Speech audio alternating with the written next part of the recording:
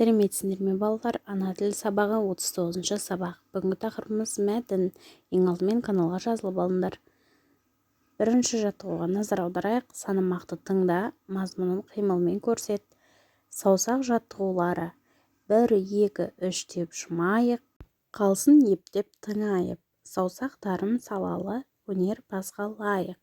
Оңға, солға иейік, жұдырық қып түйейік.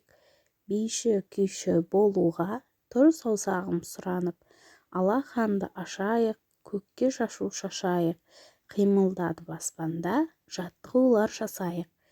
Болат Үсенбаев. Балалар, қолымызбен жаттығуды, өлеңді айта отырып, айтқан жаттығуларын жасайық. Келесі екінші жаттығуымызға назар аударайық. Санамақты жатқа жаз. 1 дегенім білім, 4 пен 5-ке ілін. 2 дегенім еңбек, еңбек етсең өнбек. Нұрлан Қалқа. Санамақты жатқа жазамыз балалар. Үшінші жаттығу. Адамның көңіл күйі жүзінен білініп тұрады. Оны неден байқауға болады деп ойлайсың? Қуанған кезде түрің қандай болатынын көрсет, ал ренжігенде қандай болады? Суреттегі балалардың көңіл күйі қандай? Соны ым-ишарамен білдір дейді.